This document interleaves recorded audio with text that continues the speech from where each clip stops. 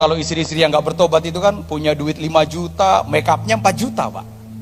Itu, tasnya harga 3 juta, gesek kartu kredit dia lupa bahwa banknya bukan milik nenek moyangnya. Nah, mungkin bapak-bapak akan merasakan neraka sebelum ke neraka yang sesungguhnya. Ya.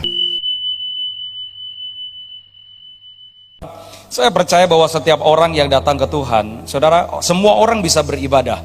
Saya tidak anti dengan kata beribadah, tapi tidak semua orang menyembah. Setiap minggu orang suka dengan aktivitas rohani, tapi belum tentu mereka mengalami perjumpaan secara pribadi dengan Tuhan. Saudara-saudara jangan heran, ada orang Kristen yang setiap minggu suka beribadah, tapi hidupnya tidak mengalami apa-apa. Karena ternyata faktanya adalah Tuhan itu bukan sekedar saudara pelajari, saudara baca firman Tuhan di rumah. Kalau saudara baca Alkitab di rumah, bahkan di gereja, tapi Alkitab itu tidak pernah saudara hidupi. Alkitab itu cuma jadi buku sejarah. Saudara, Alkitab itu nggak ada bedanya dengan buku-buku yang lain kalau saudara cuma sekedar baca. Saudara akan baca bagaimana Musa memimpin bangsa Israel keluar dari tanah Mesir, masuk dalam tanah perjanjian dan diteruskan oleh Yosua dan Kaleb. Saudara akan baca bagaimana Daud diangkat jadi raja. Saudara akan baca bagaimana Tuhan mengubah air jadi anggur. Semua itu cerita Alkitab yang saudara baca setiap minggu, setiap harinya. Tapi itu hanya menjadi sejarah kalau itu hanya sebatas cerita, tapi tidak pernah menjadi kehidupan yang nyata dalam hidup saudara. Saudara yang saya percaya, Yesus memang pernah membuat air itu jadi anggur. Yesus memang pernah buat mujizat. Tapi yang saya percaya itu bukan hanya sekedar cerita, karena sampai hari ini Tuhan tetap melakukan hal yang sama dalam hidup kita. Itu bedanya antara kita cuma sekedar membaca, sekedar beribadah, atau saudara menyembah. Saudara, ibadah itu bisa ditata dengan sedemikian rupa bagusnya, tapi penyembahan itu urusannya ada di sini, Pak. Saudara datang beribadah, saudara bisa siapkan jas terbaik, saudara bisa siapkan make up terbaik, saudara bisa kasih persembahan yang terbaik. Tapi saudara tahukah ibadah yang sejati itu arahnya itu pada sikap hati ini.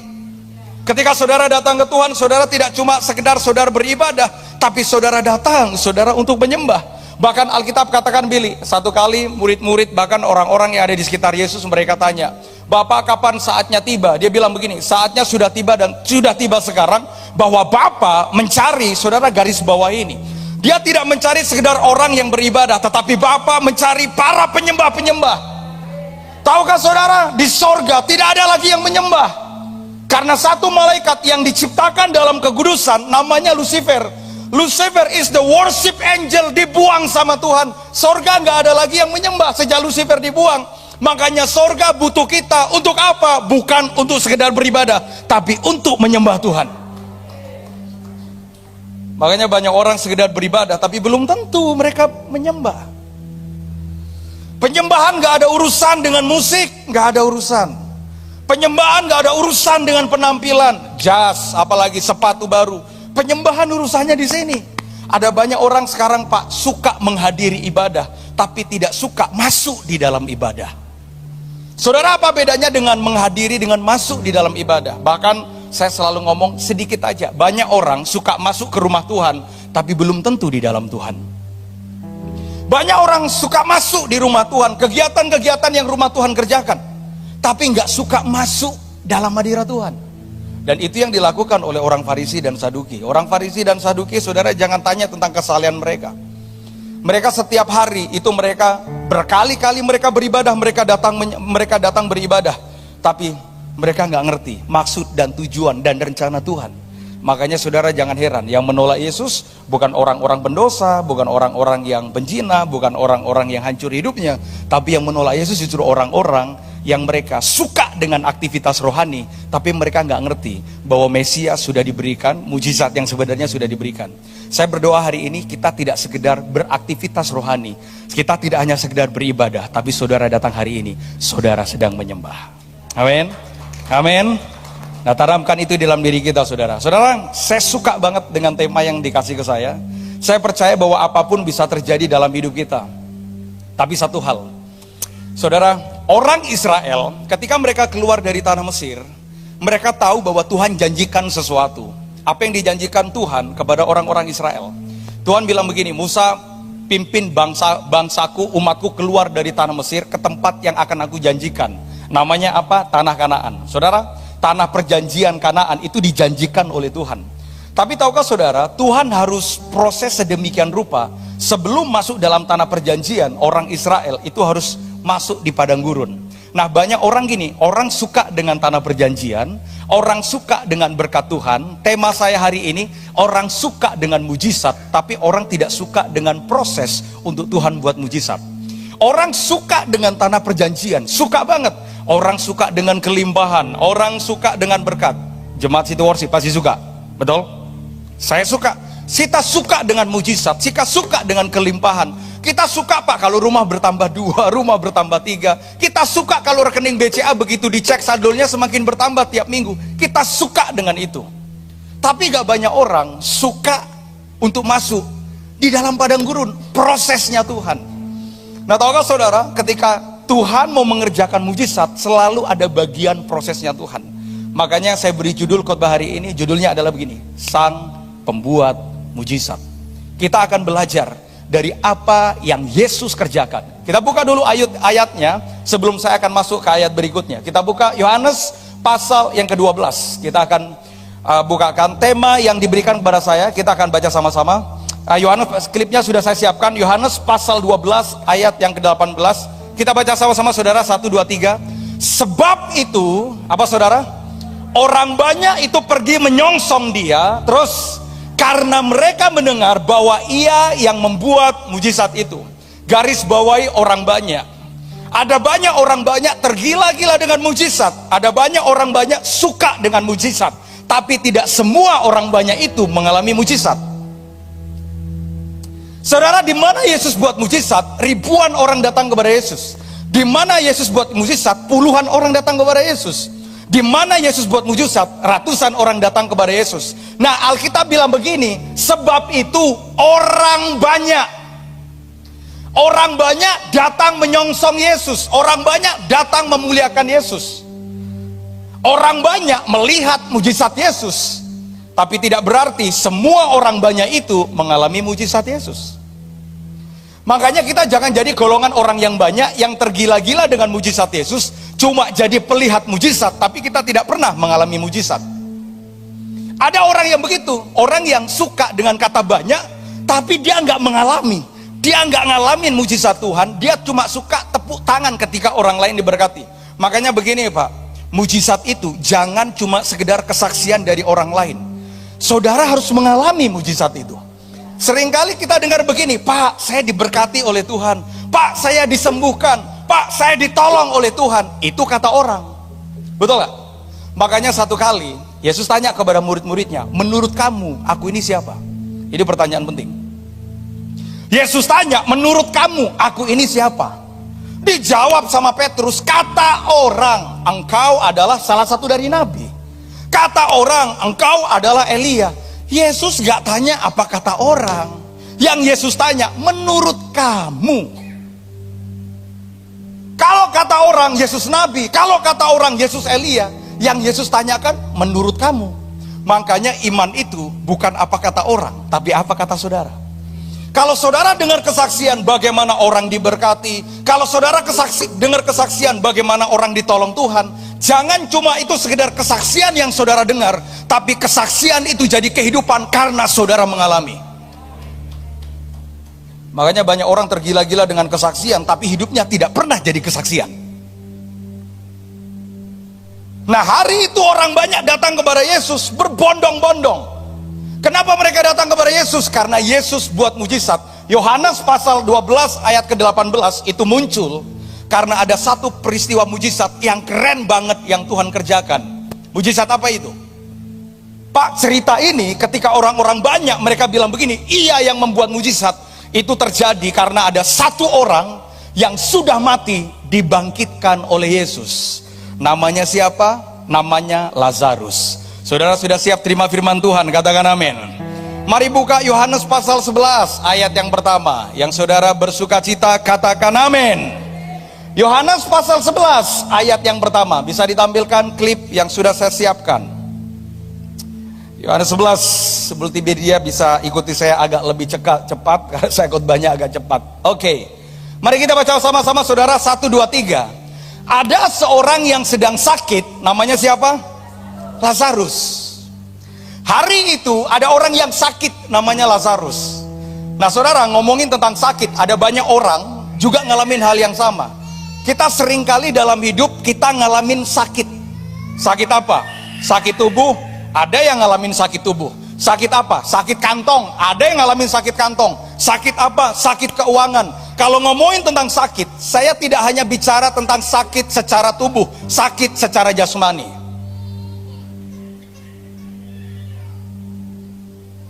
Tuh anak saya udah nangis, sus bawa di luar sus. Nah,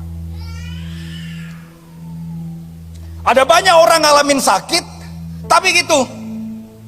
Sakitnya nggak cuma sekedar tubuh, sakitnya bisa keuangan, sakitnya bisa finansial, atau mungkin sedang ngalamin sakit dalam berkeluarga.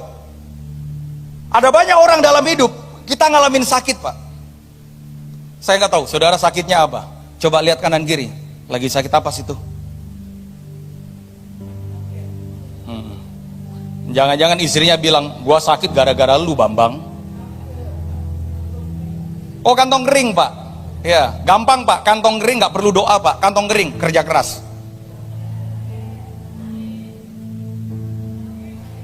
Saya berkali-kali orang tanya sama saya, Pak bagaimana Pak caranya bisa diberkati finansial supaya aman? Sederhana Pak, kita itu kadang jadi orang Kristen mengatasnamakan rohani untuk menutupi kemalasan.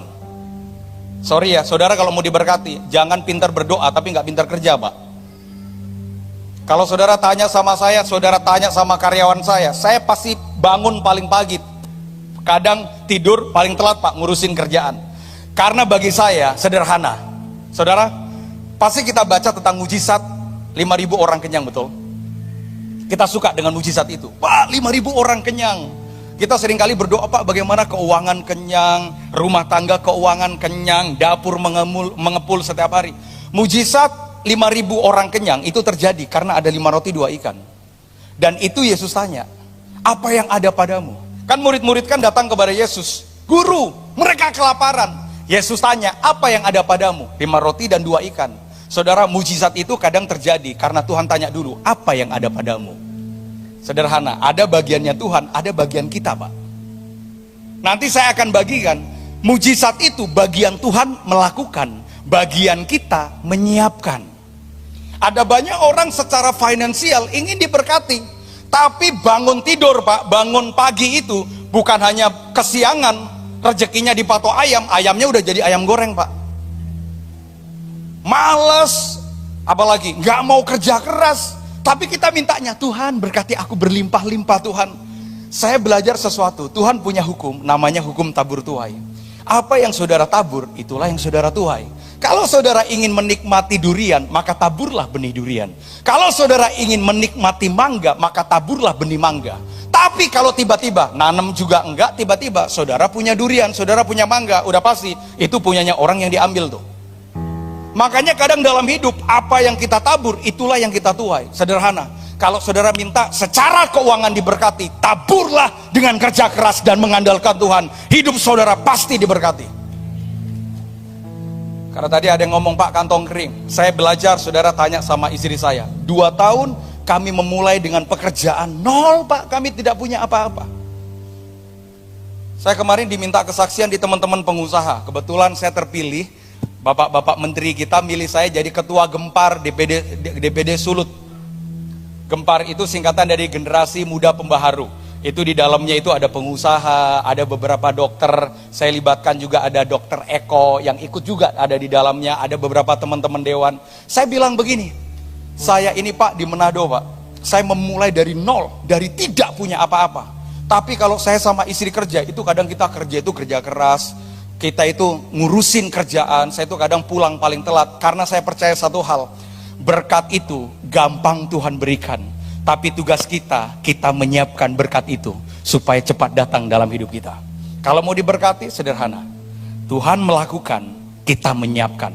Gak ada Pak, orang yang sungguh-sungguh pelayanan, orang yang sungguh-sungguh kerja, orang yang kerja keras dalam pelayanan, orang yang kerja keras dalam pekerja, hidupnya gak diberkati Tuhan.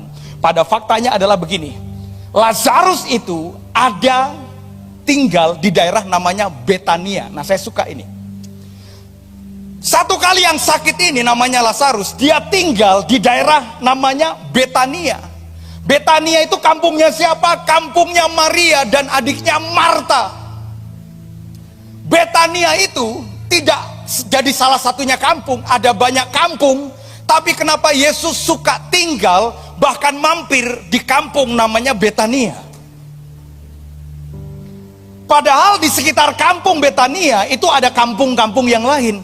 Tapi kenapa Tuhan suka untuk tinggal di kampung Betania? Karena di Betania ada Maria dan Marta. Kalau saudara baca tentang Maria dan Marta, siapa Maria, siapa Marta? Maria itu suka duduk melayani di bawah di kaki Tuhan. Sedangkan Marta suka kerja, mempersiapkan sesuatu yang terbaik buat Tuhan. Pelayanan Maria dan Marta harus jadi bagian hidup kita. Sebagai Marta kita suka melayani Tuhan, tapi sebagai Marta kita suka kerja keras untuk pekerjaan Tuhan. Makanya Yesus suka tinggal di Betania. Maria dan Marta Pak harus ada dalam hidup kita. Jangan gak seimbang. Maria terus ke gereja, terus baca Alkitab terus. Boleh, harus, dan itu harus. Pelayanan terus, tapi kerja enggak. Kalau sama Tuhan doa puasa, pelayanan, udah serius banget sama Tuhan. Tapi di pekerjaan asal-asalan. Datang ke kantor paling telat, pulangnya paling cepat. Doanya, Tuhan berikan aku mujizat. Coba.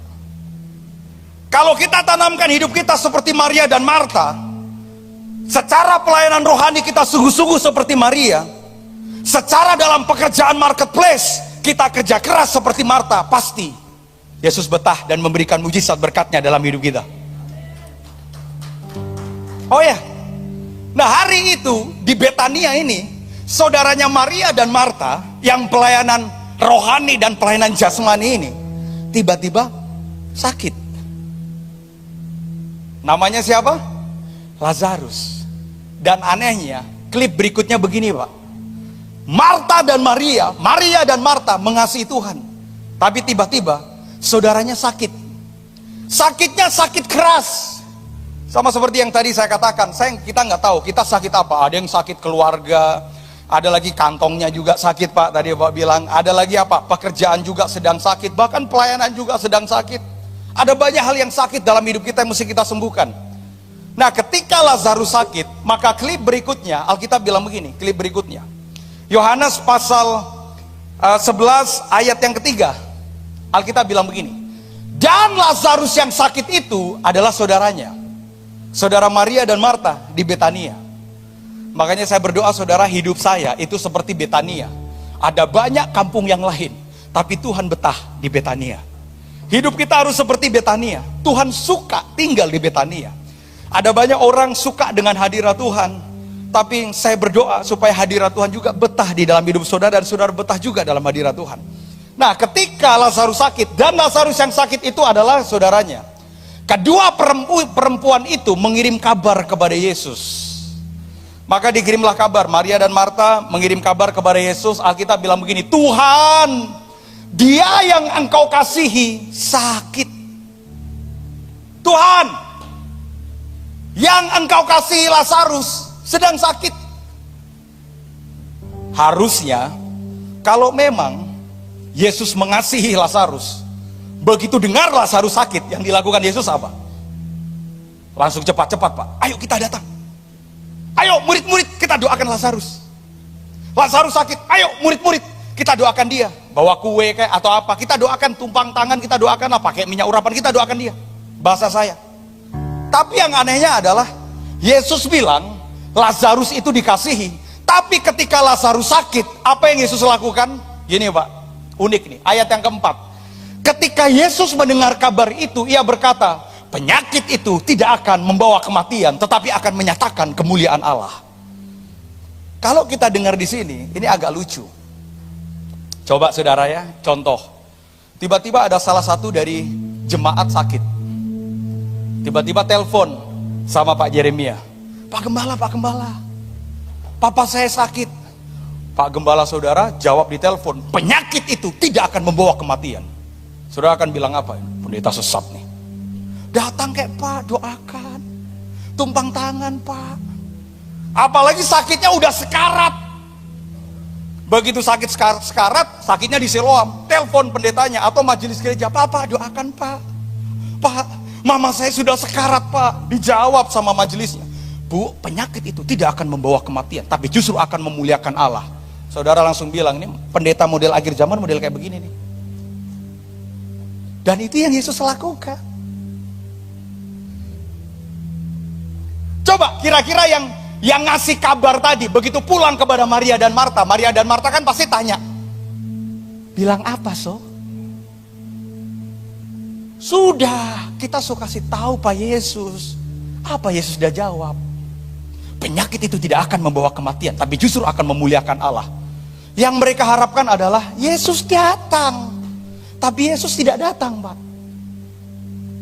Yesus bilang begini, penyakit itu tidak akan membawa kepada kematian, tapi penyakit itu akan memuliakan Allah. Seringkali dalam hidup ketika kita sakit, kita punya persoalan, Tuhan tidak langsung jawab doa kita, karena Tuhan mau menyatakan kemuliaannya. Nggak amin ini saudara. Kayaknya saudara itu suka dengan iman mujizat-mujizat yang instan. Saudara, salah satu cara Tuhan menjawab doa adalah dengan Dia tidak menjawab apa-apa. Kalau Tuhan belum jawab doa saudara, bukan karena Tuhan tidak suka, tidak sayang sama saudara. Terkadang Tuhan tidak menjawab doamu untuk Tuhan menguji kesetiaanmu. Ada orang yang datang sama Tuhan, Pak Joko gimana Pak?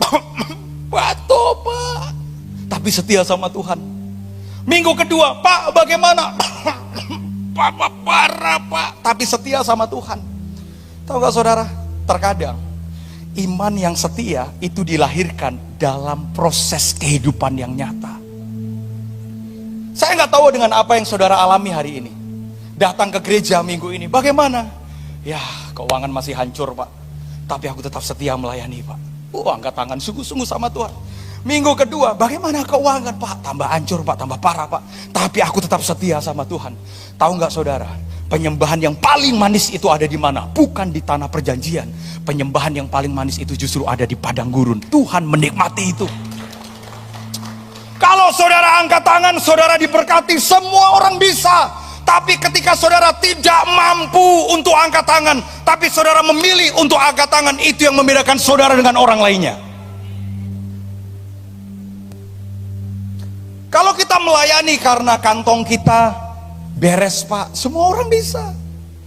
Kalau kita memberi karena uang kita miliaran, semua orang bisa.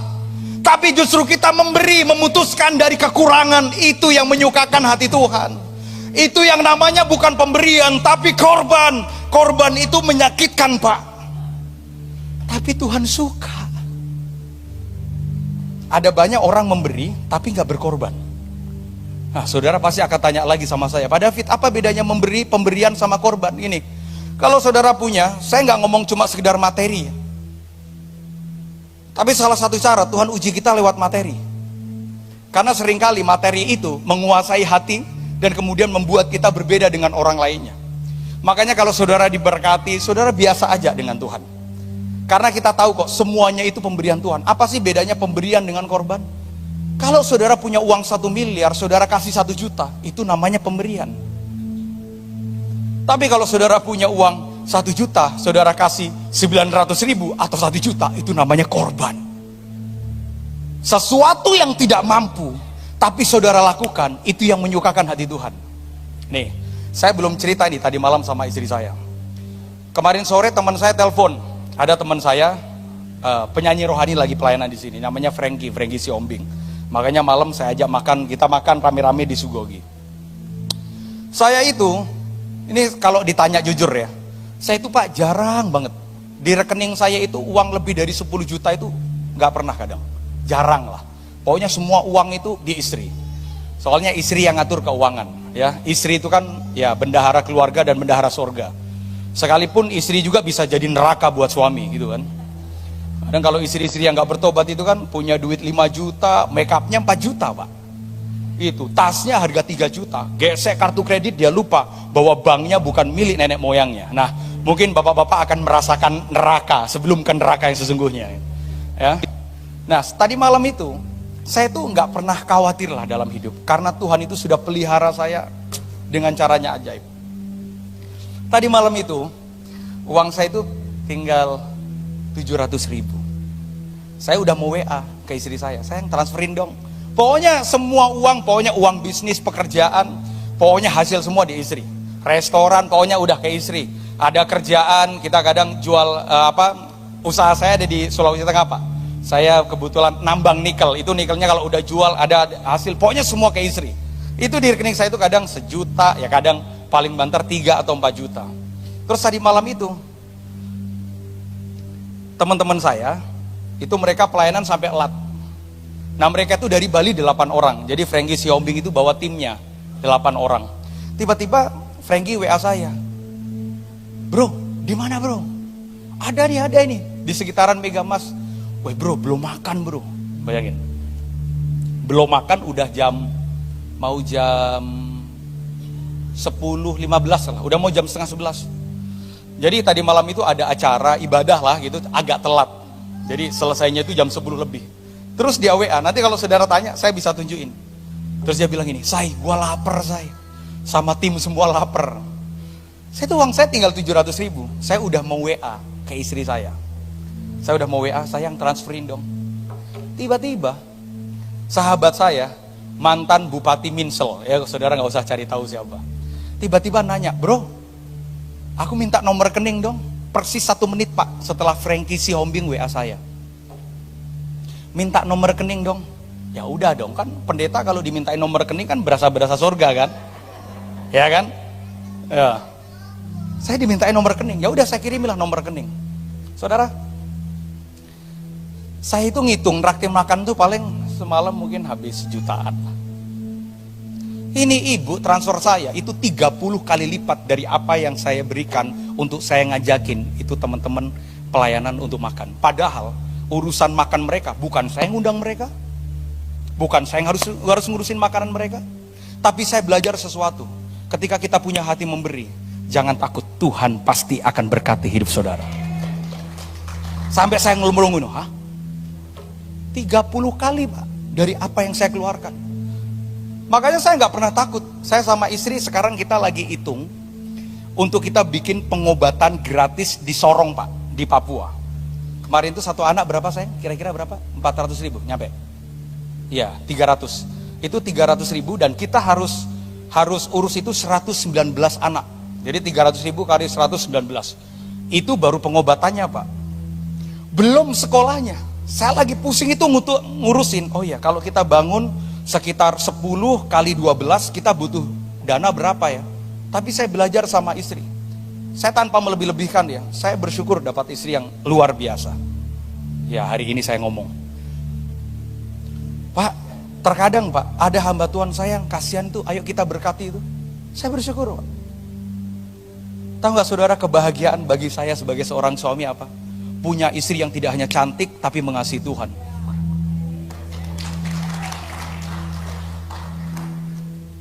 Nah kembali kita belajar. Makanya saudara buat hidup kita itu seperti Betania. Betah gitu loh. Pokoknya Yesus kalau mau masuk ke kampung, jangan kampung yang lain. Kemana? Ke Betania. Kenapa di Betania? Karena ada Maria dan Marta. Yesus tidak akan pernah takut dengan urusan perut dan urusan pelayanannya. Karena Maria dan Marta pasti akan melayani Yesus. Orang yang melayani Tuhan, kalau punya hati seperti Maria dan Marta, jangan takut akan kekurangan, yang ada pasti kelimpahan. Nah hari itu ketika Lazarus sakit, Alkitab bilang begini, penyakit itu tidak akan membawa kematian, tetapi akan menyatakan kemuliaan Allah. Sebab oleh penyakit itu, anak Allah akan dimuliakan. Sederhana, kita nggak tahu kita ngalamin sakit apa. Kalau saudara ngalamin proses, sebab karena proses, saudara akan melihat kemuliaan Tuhan. Klip berikutnya, Alkitab bilang begini, setelah Yesus bilang, kasih tahu ya, sama Maria dan Marta, penyakit itu tidak akan membawa kematian. Ayat yang ke-6, kita baca sama-sama saudara, 1, 2, 3. Namun setelah didengarnya bahwa Lazarus sakit, ia apa saudara? Sengaja tinggal 2 hari lagi di tempat itu. Bentar. Katanya Yesus penuh kasih. Kalau Yesus penuh kasih, ketika Lazarus sakit, harusnya Yesus cepat-cepat berupaya untuk datang kepada Lazarus. Tapi ini enggak. Yang pertama adalah Yesus bilang begini, kasih tahu ya, penyakit itu tidak akan membawa kepada kematian. Yang kedua, Yesus sengaja tinggal 2 hari dan tidak melihat Lazarus. Ini kalau kita baca ayat ini Pak, kita pasti akan setuju gini, kayaknya Yesus kejam banget ya Pak ya. Orang sakit ya didatangi dong Pak, ini malah enggak, sengaja dia tinggal 2 hari. Katanya sayang, tapi kenapa? Kok sengaja membiarkan penyakitnya itu semakin parah? Dan kalau saudara baca, gara-gara Yesus ini, Lazarus tidak hanya sakit, tapi apa saudara? Mati. Coba saudara, kalau waktu Lazarus sakit, Yesus langsung datang menyembuhkan, gak akan pernah ada kematian. Tapi ternyata Alkitab mencatat, Yesus sengaja tinggal 2 hari. Tahukah terkadang di dalam hidup kita, Tuhan itu sengaja tidak menjawab bahkan menolong kita. Kita itu kan sukanya begitu punya masalah langsung ditolong, begitu sakit langsung disembuhkan. Tapi Alkitab mencatat dia sengaja tinggal 2 hari. Dia sengaja. Sengaja apa sih sengaja? Sengaja itu berarti ada niat Pak. Memang Yesus sengaja tinggal 2 hari. Nah seringkali saudara sudah sakit, ekonomi lagi hancur, Tuhan gak tolong-tolong. Karena memang mungkin Tuhan sengaja untuk menunggu sampai saudara teriak dan tidak mampu. Bahkan sampai saudara ngalamin namanya kematian dan perlu namanya kebangkitan. Saudara, tidak akan pernah ada kebangkitan kalau tidak ada kematian. Dia sengaja tinggal 2 hari. Tuhan seperti apa ketika orang sakit malah sengaja tinggal 2 hari? Kalau saya jadi Maria dan Marta, udah gak usah Yesus-Yesusan, gak usah pelayanan-pelayanan Pak. Coba ada yang sakit, gembala saudara 2 hari tidak jenguk, saudara pasti akan ngomel. Udah gak usah city worshipan, udah pindah aja gereja lain, udah. Pendetanya udah gak sayang sama kita, pendetanya gak memperhatikan kita. Yesus sengaja tinggal 2 hari. Tahu gak saudara kenapa Yesus sengaja tinggal 2 hari? Karena gak akan ada kebangkitan tanpa adanya kematian. Tahu gak saudara, proses dalam hidup kita itu membuat kita mati. Mati apanya Pak? Mati manusia daging untuk mengandalkan manusia dan belajar mengandalkan Tuhan. Seringkali ketika kita punya masalah, manusia daging kita masih hidup. Kita punya uang, masih kita bisa mengandalkan manusia. Tuhan izinkan 2 hari, Tuhan tidak datang. Makanya kalau saudara, Pak, saya ngalamin proses Pak, gak cuma 2 hari Pak, berbulan-bulan. Tenang saja saudara, kalau waktunya tiba, Tuhan pasti akan nyatakan kemuliaannya. Tapi kadang kita nggak siap. Nggak siap. Kenapa kita nggak siap? Karena kita masih suka dengan mujizat instan. Pelajari dalam Alkitab, orang-orang yang dengan mujizat instan, ketika Yesus ada di atas kayu salib, mereka nggak ada di sana. Orang Israel itu Pak, di padang gurun, mereka dapat makanan instan. Mereka nggak perlu masak, potong bawang, potong cabai, makanan dari sorga turun. Tapi apakah mereka masuk dalam tanah perjanjian? Enggak, karena mentalnya mereka, mental mujizat instan. Terkadang Tuhan tidak mengerjakan mujizat instan untuk Tuhan melihat kesetiaan. Terus. Ayat berikutnya, Yesus tinggal 2 hari lagi. Ayat berikutnya bilang begini saudara, klip berikutnya. Setelah Yesus sengaja tinggal 2 hari lagi, Alkitab bilang begini, Yohanes 11 ayat 11. Demikianlah perkataannya, dan sesudah itu ia berkata kepada mereka, Lazarus saudara kita telah tertidur. Ini yang murid-murid nggak masuk di akal, mereka nggak bisa nangkep. Lazarus saudara kita, dia sudah tertidur. Dia bilang begini, tetapi aku pergi ke sana untuk membangunkan dia dari tidurnya. Ayat ke-12, maka kata murid-muridnya itu kepadanya, Tuhan, jikalau ia tertidur, ia akan sembuh. Murid-muridnya belum nyantol. Kalau Yesus itu bilang tidur itu artinya, ya Lazarus itu udah mati. Coba, aneh kan? Lazarus sakit. Maria dan Marta kasih tahu sama Yesus. Yesus bilang begini, penyakit itu tidak akan membawa kepada kematian, tapi penyakit itu akan memuliakan Allah. Lazarus tidur. Terakhir dia ngomong, enggak, sebenarnya dia udah mati. Masih saudara percaya dengan Yesus seperti itu? Yang pertama Yesus bilang begini, penyakit itu tidak akan membawa kepada kematian, tetapi akan memuliakan Allah. Yang kedua, Lazarus tertidur. Yang ketiga, mati sih. Katanya dari awal Lazarus tidak akan mati karena penyakit itu. Karena faktanya, kenapa Lazarus mati? Makanya seringkali saudara, rencana dan cara Tuhan itu berbeda dengan apa yang kita tangkap di dalam akal sehat kita. Karena memang Tuhan tidak bisa dimasukkan di kerangka berpikir kita, Pak. Makanya satu kali, ketika di perkawinan di Kana, kehabisan anggur, Yesus bilang begini, isi tempayan dengan air. Kalau saya jadi pelayan, saya akan bilang sama Yesus, bos, sorry bos, kita butuh anggur, kita nggak butuh air. Tapi ibu Yesus bilang begini, apa saja yang dia katakan, lakukan.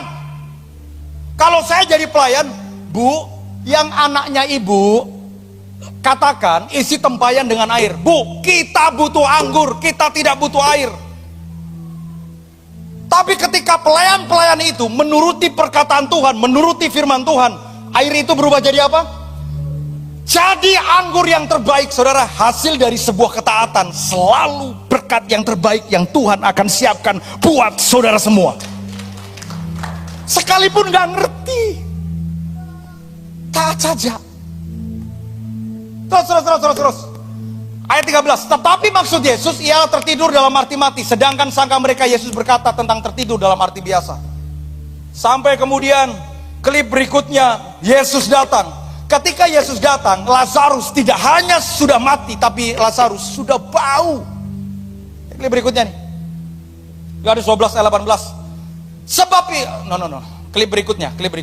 Oke. Klip berikutnya, multimedia. Alkitab bilang begini. Yohanes 11, klip berikutnya. Ada? Saya udah siapkan.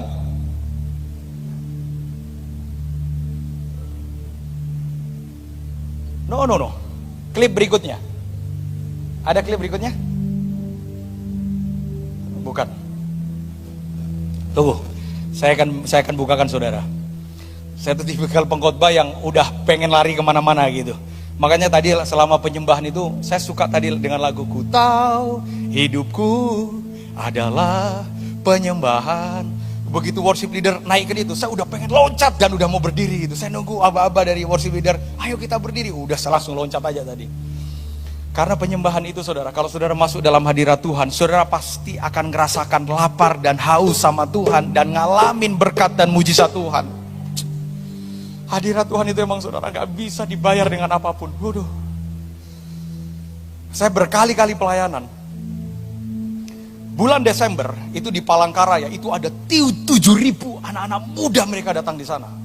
Bulan Desember itu saya khotbah di tempatnya Pak Gilbert di Glo Tamrin. Saya khotbah di Natalnya Pak Gilbert. Itu Pak, penuh orang datang. Itu saya ngalamin hadirat Tuhan. Waduh. Makanya saya berdoa, it's gonna be the city worship. Ini jadi tempat untuk orang-orang menyembah Tuhan di tengah-tengah kota Manado. Keren banget Pak. Kalau saudara masuk dalam penyembahan, mungkin masalah saudara belum beres, tapi kondisi hati saudara sudah beres. Tahu nggak saudara, kapan Tuhan disenangkan? Ketika saudara menyembah Tuhan. Kapan Tuhan ditinggikan? Ketika saudara menyembah Tuhan. Makanya Tuhan bilang begini, kalau nggak ada orang yang menyembah aku, batu-batu ini pun bisa menyembah aku. Makanya Yesus bilang begini, Yohanes 4 ayat 23. Bapa, saatnya sudah tiba sekarang bahwa Bapa mencari, He seek the worshipers. He's not looking for the Christian, He seek the worshipers. Saudara berhenti, it's just only become a Christian. You have to be a worshiper. Saudara jadi penyembah. Karena ketika saudara menyembah, itu bedanya kita dengan orang lain. Tahu gak saudara kenapa Daud dipromosikan oleh Tuhan? Daud tidak cakap berperang.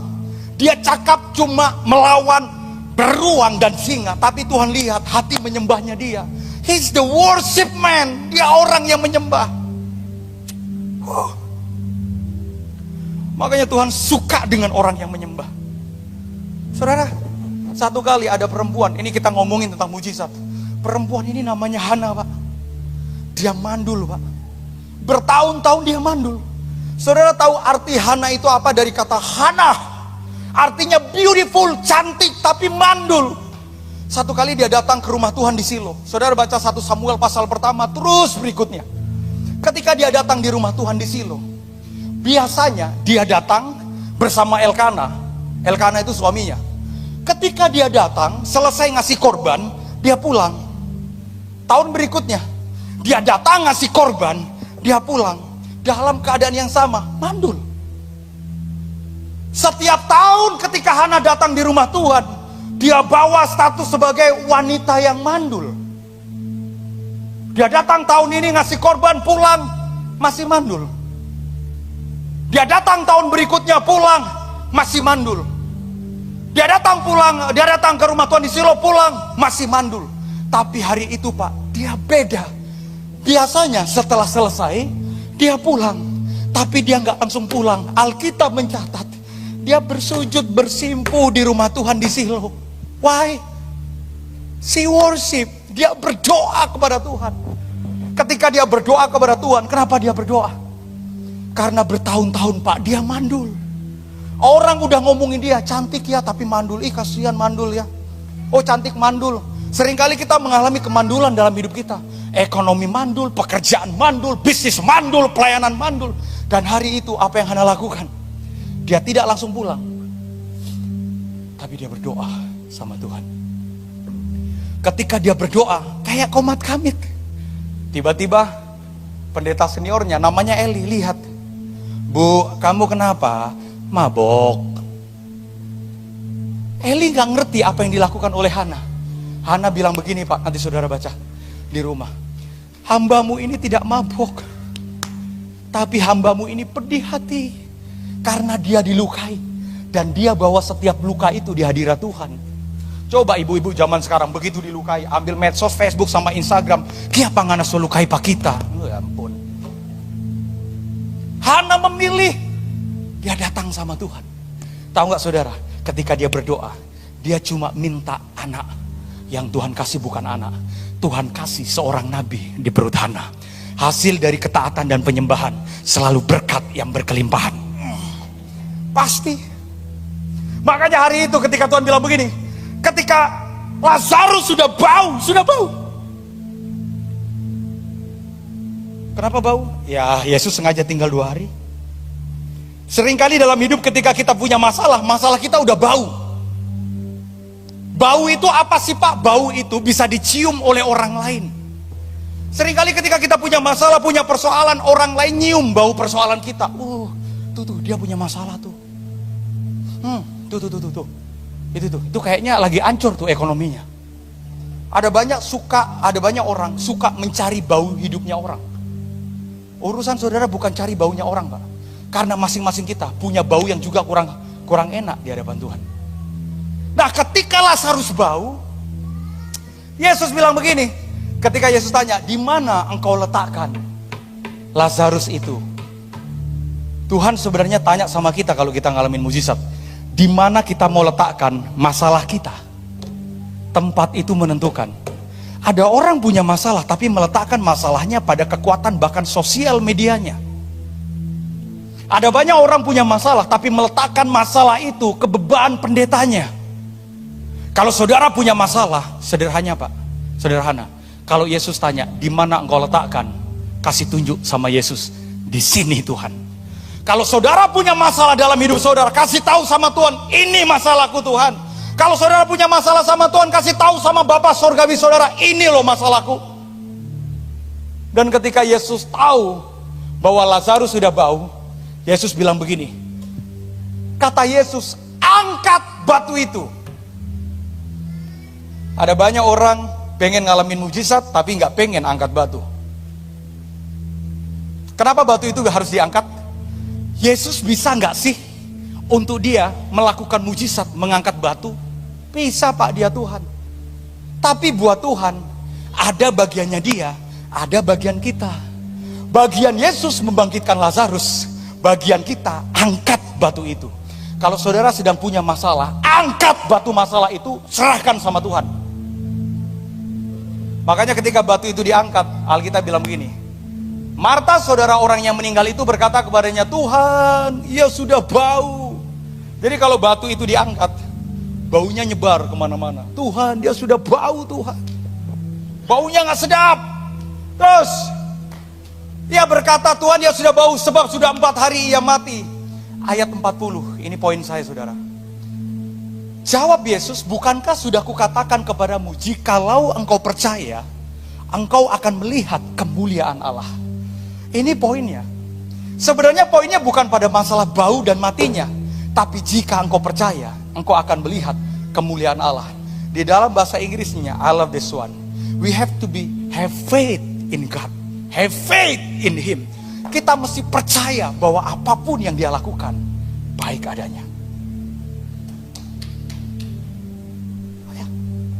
Makanya dia bilang begini, bukankah aku sudah katakan, jikalau engkau percaya.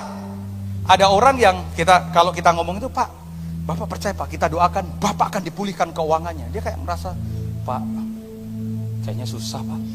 Bapak percaya sembuh Kak? Pak, kita stadium akhir Pak. Bapak percaya nggak dipakai oleh Tuhan? Pak, kita cuma anak kampung Pak, orang biasa Pak.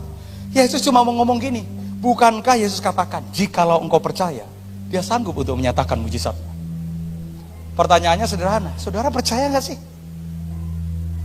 Kadang kita khotbah tiap minggu, kita dengar pendeta gitu kan, dengar pendeta, wah, gitu, dipakai oleh Tuhan, diberkati oleh Tuhan. Kita kira, masa sih? Kita lebih suka negatifan dulu sama orang, dibandingkan kita percaya dengan rencana Tuhan. Percaya Pak diberkati, masa sih? Pak, Bapak akan dipulihkan Pak. Bapak sungguh-sungguh sama Tuhan, Tuhan apa sih akan dengar doa Bapak? Masa sih? Seringkali yang menjadi penghalang mujizat Tuhan itu bukan Tuhan, tapi cara berpikir kita yang suka negatifan sama Tuhan. Makanya saudara, salah satu alasan kenapa orang Israel tidak masuk dalam tanah perjanjian, orang Israel itu hati dan mulutnya suka negatif sama Tuhan. Apa buktinya orang Israel suka negatif? Sedikit-sedikit, Musa kami lapar, Musa kami haus, Musa kami lapar, Musa kami haus. Mereka lupa makanan dari surga turun Pak. Musa kami haus. Mereka lupa laut Teberau dibelah sama Tuhan. Masa urusan makan minum Tuhan gak bisa cukupkan? Ya Tuhan. Seringkali orang dalam hidup, anaknya saja dia berikan mati di atas kayu salib. Masa demi urusan perut jemaat City Worship Tuhan tidak bisa cukupkan? Kita suka mencurigai Tuhan. Bagaimana masa depan anak Pak? Kita memang tidak tahu tentang masa depan, tapi kita tahu siapa yang pegang masa depan kita. Makanya hari itu, bukankah aku katakan, jikalau engkau percaya, terserah kita percaya atau tidak. Tapi barang siapa yang percaya, dia akan melihat perbuatan Tuhan yang nyata dalam hidupnya. Terus. Engkau akan melihat kemuliaan Allah. 5 menit lagi saya selesai. Dia bilang begini, orang yang telah mati itu datang keluar. Kenapa dia datang keluar? Dia dengar suara Yesus. Karena Lazarus yang sudah bau, Lazarus yang sudah mati, Yesus teriak, Lazarus. Tiba-tiba Pak, muncul Pak. Tapi ada masalahnya. Lazarus bangkit dari kematian, sudah mati, sudah bau, tiba-tiba bangkit. Tapi ada yang masalah sama Lazarus. Dia sudah bangkit, dia sudah hidup, tapi ada masalah. Masalahnya begini. Orang yang telah mati itu datang keluar, kaki dan tangannya masih terikat. Terus dengan kain kapan dan mukanya tertutup dengan kain peluh. Kata Yesus kepada mereka, bukalah kain-kain itu dan biarkan ia pergi. Dia ngalamin mujizat. Dia dibangkitkan dari kematian, tapi kaki dan tangannya masih terikat. Wajahnya tertutup. Jadi ketika dia keluar, mungkin dia kayak pocong saudara. Ya, begitu batu sudah dibuka, Ketika Yesus teriak, Lazarus, ketika dipanggil namanya, saudara, setiap firman Tuhan yang keluar dari mulut Yesus selalu membawa kehidupan. Setiap firman Tuhan yang saudara dengar dan saudara tangkap, saudara imani, pasti akan membawa kehidupan. Kenapa Lazarus itu bangkit? Karena dia dengar suara Yesus. Orang yang dengar suara Yesus, orang yang dengar suara Tuhan, apapun kondisi, bahkan yang mati dalam keadaan ekonomi atau keuangannya, Tuhan sanggup untuk menghidupkan kembali. Saya dengar cerita dari salah satu sahabat saya, 12 tahun. Ya, Kak Karlin itu berapa? 12 tahun sayangnya. 12 tahun gak punya anak, Pak. 12 tahun. Dan istrinya udah sampai usia hampir 40 ya. Kak Mary itu ya. 12 tahun. Saya ingat satu kali, saya dengan sahabat saya, ada namanya Michael Panjaitan, kita pelayanan di Johor Bahru. Michael hari itu kesaksian tentang dia punya anak. Saya dengar dia di sebelah, 12 tahun Pak. 12 tahun, genap 12 tahun. Namanya Karlen Awi, pendeta GPDI Immanuel Tropodo. Saudara bisa tanya langsung. Hari itu dia bilang ini, Tuhan, aku percaya Tuhan. 12 tahun. Tiba-tiba tahun berikutnya, istrinya hamil. Kenapa? Karena apa yang dia percayai. Iman itu begini Pak, belum melihat tapi tetap percaya. Belum melihat tapi tetap percaya. Belum melihat tetap percaya. Hari pertama sudah mati Pak. Hari kedua sudah mati Pak. Hari ketiga sudah mati Pak. Hari keempat sudah bau Pak. Tapi percaya, ketika Yesus teriak Lazarus, dia dengar dan dia bangkit. Orang yang dengar suara Tuhan pasti mengalami kebangkitan rohani dalam hidupnya. Tapi ada masalah. Kaki dan tangannya terikat.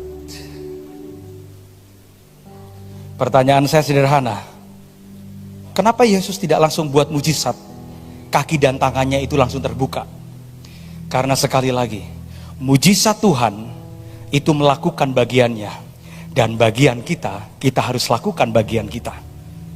Sebab ketika Lazarus dia sudah bangkit, dia mungkin masih loncat-loncat Pak karena tertutup. Tiba-tiba Yesus bilang begini, buka kain-kain itu. Kenapa tidak Yesus yang membuka kain-kain itu? Sederhana, karena Yesus mau mengerjakan mujizat untuk bekerja sama dengan kita. Ini yang saya bilang tadi, bagian Yesus melakukan, tampilkan. Bagian Tuhan melakukan, bagian kita menyiapkan. Ini bagian kita. Kalau saya punya air saudara, kalau saya mau bagikan air ini, saya pasti akan sia-sia membagikan ke orang yang tidak punya wadah air. Saya bawa air ini. Tapi kalau bapak punya tempat Pak, ada tempat botolnya. Nah bisa dibuka Pak tempatnya. Nah saya bisa bagikan air ini kepada bapak. Tapi kalau ibu nggak punya tempat Bu, saya bingung bagikannya gimana. Bagian Tuhan itu melakukan, bagian kita mempersiapkan. Tapi saudara, air yang dikasih ini, yang saya kasih, tidak akan sampai di botol ini kalau botolnya masih tertutup. Apa yang harus dilakukan? Yang punya botol ini harus buka. Sama seperti Lazarus. Lazarus tidak akan pernah mengalami kebangkitan kalau batu itu masih menutup kuburnya. Bagian saudara buka batu kubur itu. Bagian saudara buka ikatan itu. Bagian Tuhan membangkitkan dari apa yang mustahil untuk dia buktikan bahwa dia Tuhan yang hidup. Beri tepuk tangan buat Tuhan. Saya undang saudara bangkit berdiri. Saya suka tadi lagu tadi. Ku tahu hidupku adalah penyembah.